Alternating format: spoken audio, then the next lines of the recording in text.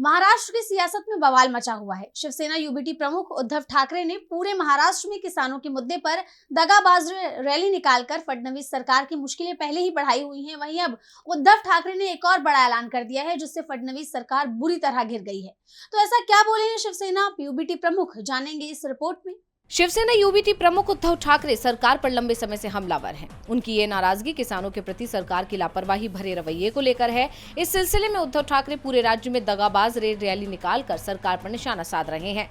वहीं अब शिवसेना प्रमुख ने बड़ा ऐलान कर दिया है। उन्होंने कहा है कि जब तक किसानों का कर्ज माफ नहीं होगा तब तक महायुति को वोट नहीं मिलेगा। मराठवाड़ा के दौरे में उद्धव ठाकरे ने कहा कि जब तक कर्ज माफी ना हो तब तक महायुति को वोट ना दें।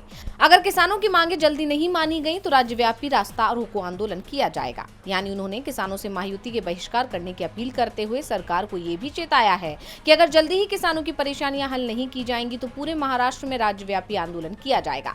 अब उनके इस ऐलान से फडणवीस सरकार बुरी तरह घिर गई है। किसानों में पहले ही महायुति को लेकर गुस्सा है। ऐसे में उद्धव ठाकरे का ये दाव राज्य के बीएमसी चुनाव में फडणवीस सरकार के लिए बड़ी चुनौती के तौर पर देखा जा रहा है। उद्धव ठाकरे ने फडणवीस पर जमकर हमला बोलते हुए ये भी कहा कि एक तरफ जहां पूरे महाराष्ट्र में किसान बाढ़ और बारिश से परेशान हैं, वहीं सूबे के मुखिया बिहार चुनाव में व्यस्त हैं। उद्धव ठाकरे के इस बयान से सियासी सरगर्मी बढ़ गई है। जानकारों का कहना है कि जिस कदर किसानों में सरकार को लेकर आक्रोश है, खामियाजा सरकार को बीएमसी चुनाव में तो भुगतना पड़ेगा ही, साथ ही चुनाव के लिए जनता को अपने पक्ष में लाना भी महायुति के लिए बड़ी चुनौती बन गई है। बीएमसी इलेक्शन की राह महायुति के लिए मुश्किल हो गई है। डीवी लाइव की रिपोर्ट।